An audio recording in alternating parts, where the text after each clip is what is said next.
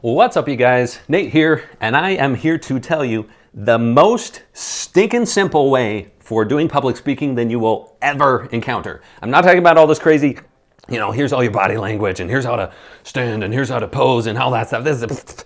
I'm not talking about that stuff, okay? I'm here to give you the raw basics to make your public speaking awesome. If you're a brand new beginner and you're freaking out in your mind right now, this is the video for you. If you've been doing it for a while and you're like, it just feels crazy complicated, then this is also the video for you, okay? Because my goal is to make it fun and simple, okay? You ready? All right, so let's just jump right into it. First thing you want to know when you're doing any sort of speech is that the pre-planning is how you win. This is an Olympic principle. Olympians will, a lot of times they'll go in and they have already won the gold medal so many times before they ever get out on that actual stage performing in front of the world, right? The same thing is going on here, okay? So there's 5 points you want to be prepping, and I'll be getting into each of these. So first one's prep. Second one is when you're actually giving the speech, it's your intro. And the third one is the points you deliver. The fourth one is the conclusion. And then the fifth one, nobody talks about this, is the after presentation, okay? So those are the 5 points we're covering when you're prepping. Begin with the end in mind. That's what I was talking about you're winning on this, okay? What I want you to do is before you got a speech coming up, before you do anything else, before you start freaking out about what am I going to say or anything like that, I want you to begin with knowing what the result will be after you give your presentation, okay? What I mean by that is, what is the audience, whether it's your classmates or the grand arena that you're presenting in front of, which if you're a brand new beginner and you're presenting in front of 10,000 people, good on you. Good luck. Anyway, but what is the audience getting out of this, okay? What is the end result that you want them to know, feel, and do as a result of your presentation, okay? So let me give you some examples on this. If I were giving a presentation on public speaking for beginners, wink, wink, that was my wink. I can't actually do it. Okay, if I were giving a presentation for public speaking for beginners, I would want my audience to know that it's not as hard as they feel like it is. It's not as complicated as it seems like. They don't have to attend a lot of seminars and become a member of Toastmasters and do all this stuff in order to be good at it. And I would want them to have fun with it because it is like death to a lot of people. And so I want them to go into it knowing that no matter what, they can do it. And by the end, they're smashing the like button and they're hitting subscribe, right? That's what I would want them to do, I don't know where I got that from, but something like that, All right, so that's my prep. Now, you'll want to do a simple outline. And I'm going to be doing further videos on this in the future on how to prep for a speech in 5 minutes or less, which is going to be awesome. If you've come to this video watching that, you know what I'm talking about, okay? Simple outline, and that is simply as you're prepping, first of all, start with the end in mind, right? Where do you want them to be going? What do you want them to be feeling, experiencing, doing, that kind of thing? And then how are you going to introduce yourself? And again, I'm going to do a video on this one, which hopefully, if that is of interest to you, I'll link to it up here. You can go and watch that, like how to do an introduction on yourself. But for now, let me give you the quick and dirty version on that. When you're introducing yourself, first of all, it's, hey, I'm Nate, welcome. No, it's your name, and then a brief reason of why they want to listen to you. Okay. Now, I actually failed to do this at the beginning of this video, but if I were to go back and do it again, I would say, hey everybody, my name is Nate, and I'm here to, here's my intention, and then here's why you should listen to me. In this case, why you should listen to me is because I've spent a lot of time on stages, performing musical theater, a lot of public speaking. I've been the keynote at several conferences. I've done a lot of those things, and it's not like you don't say those things as you're doing it, your introduction to brag. It's more so that when people are listening to you, they get that, oh, this person actually knows what they're talking about. They've spent 1,000+ performances on stage. They've done 7 shows a day for months on end. They've spent a little time, they've done this kind of stuff. So for yourself, you're introducing, you've got name, what you're going to be talking about, like here, today I'm going to be talking about this, and then a little bit of why you should listen to me specifically, And then you say, and all right, let's dive into our points. So we've done our prep. We've gotten that in. You've got your intro in. Next thing, you're going to be talking about your points. Now, I purposely grouped this all into one step, because depending on the length of the presentation that you're giving, that's how many points you're going to be covering, okay? This may be as simple as one big point. If you've only got 5 minutes, you can bet you're not going to have much time to give much more than that. In fact, it will get watered down if you try to put too many points into it, okay? Now, if it is an hour long or even multiple hours long, that's when you break it up. And this is kind of getting into more advanced stuff. I'm assuming you're not going to be doing longer than an hour-long speech. If that's the case, go watch my video on business presentations, because that will be much more applicable here. But let's just say that your presentation is an hour long or shorter, okay? Now, the number of points that you want to cover is directly related to the length of the presentation, and it's directly related to what you wanted your audience to know, feel, and do by the end of that conversation or that speech that you gave to them. So in this case, if I was doing a presentation, again, on public speaking for beginners, I would want to know that my points are going to cover, first of all, here's how to think about giving your presentation. Here's how to prep your presentation. Here's how to give your audience an idea of what you're saying. Here's how to give them some fun little activities. That's probably the points that I would do if I were doing a presentation on public speaking for beginners. So when you're prepping, make sure that you fit your points to the length, like I said. But in this case, I'm going to give you a simple exercise for how to prep those points when you are giving a presentation. And you'll actually prep this during step 1. Okay, so we're in step 3 right now, but as you're doing this, you're prepping this during step 1. And that is reverse engineer that end goal. So your conclusion, your call to action to people, some things need to happen in order for them to get to that point. So you are actually going to reverse engineer it on what people need to know. So in your case, I would say that this presentation that you're going to be giving, if you prepare yourself sufficiently beforehand and you get to a point where you know your stuff and you're not trying to memorize it, and you take a few minutes beforehand to visualize the end result and you start seeing that goal, that's already going to help you feel more confident. And breaking it down into 5 different steps is also a much simplified version from what a lot of presenting classes and courses out there teach. That would be the kind of points that I would pull in to this. So for your audience,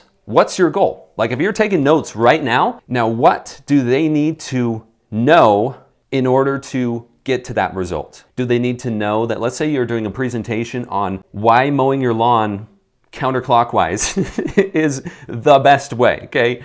And I just pulled that out of nowhere, okay?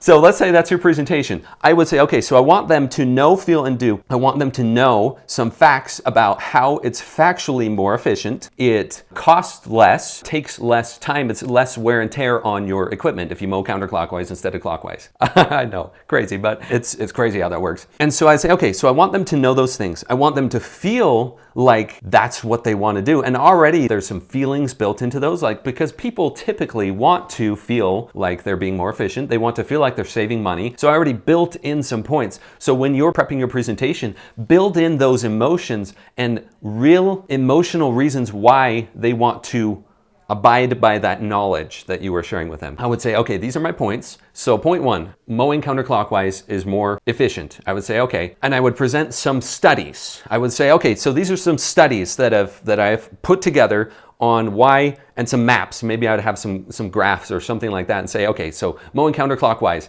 this is, I'm really pushing this theory, but anyway, I would say, okay, so these are some graphs. This is why it's more efficient. It took less time overall, which meant less fuel used, okay? And then the next thing I would say, okay, and it's actually more fun. I did a survey of 50 lawn mowing companies, and the ones that did it this way actually had more fun than the ones that didn't do it this way. And then the last thing I'd say, okay, it's saving the money. It's kind of obvious. If you're taking less time and you're having more fun, you have happier workers. It's just less fuel overall, right? So those are kind of the points I would say. Okay, I talked too much on that, but suffice it to say that when you're outlining, think of it that way. You say, okay, what do they need to know, and what emotions can I attach to that? And humor, by the way, is an emotion you can attach to that. So what emotions do I want them to attach to that so that they are ready and primed for my conclusion, which is the fourth point, that conclusion is when I wrap it all together and I say, here's your call to action. This is what you're going to do now. This is what you need to do about this. And don't overlook this conclusion. Don't peter out like a floppy fish and not call people to action, okay? This is probably one of the biggest rookie mistakes that I see when people are starting off, and that is they say, I want to be nice. I just want to be nice, and so I'm not going to push anything too strong. But here's the thing. If you don't invite your audience to call to action, one, you're not serving them as well, but you're also not giving a very good impression of yourself. Because if you're presenting something and they are like, oh, that's great, and then they just completely forget about you, you are forgettable. When you call them to action, and you do it in a friendly but firm way, you're actually helping them remember your content, and hopefully, in the first place, you planned your speech to help people, right? Hopefully that's the goal, because you don't want to just give it, go ahead and sit down, and then just feel like, I hope they forget all about that. If you're going into it that way, let me just break it to you. This is probably not the video for you, because this whole channel is about helping you to be extremely helpful and have fun doing it while you're public speaking, so it can be simple, uncomplicated. So conclusion, let's talk about that. You've started prepping, knowing what you want people to know, feel, and do. So this is the do portion of it. And that is where you are inviting them to do something. So if I were doing, back to my presentation on lawnmowers, I would say, so now, audience, at this point, you have a choice. You can continue to mow the old way, or you can do it the new way. I would propose, based on these points that I shared, that you start to do it this new way. You start mowing your lawns counterclockwise. And as you do that, you put a little promise in there. You say, as you do that, my promise is that XYZ will happen. You'll have more fun, you'll save money, and you'll be more efficient overall. So that's my invitation to you. And go forth and do it. This has been my presentation on lawnmowers. Thank you. And then you end the presentation. And again, if I were doing a speech on public speaking for beginners, I would say, all right, so you've watched that video. Hopefully that has been helpful to you. We've talked about these 5 tips. Actually, I haven't gotten to the final one yet. We've talked about these 5 tips to make your presentations more simple, so they're not so freaky. You can actually see yourself doing it and being successful with it. And I say, and if you like that, then go ahead and your next presentation, if you're watching this because you've got a stinking presentation coming up and you've got to plan this thing, hopefully it's not midnight the night before, but if you are doing that, then go ahead and prep. Use these 5 points. Visualize yourself doing it. Do an intro. Get a solid intro. Give them reasons to listen to you specifically. Share your points, the points that will help your audience know and feel things, so that by the 4th point, the 4th step, they are doing something about it. And if you like it, then go ahead and subscribe, right? Go and give this video a like and subscribe. If you like this video, go ahead and share it with your friends, that type of thing. If you have classmates or business colleagues that are freaking out and they're like, I don't know how to create a presentation, this is the video for them, okay? So go ahead and like it, share it.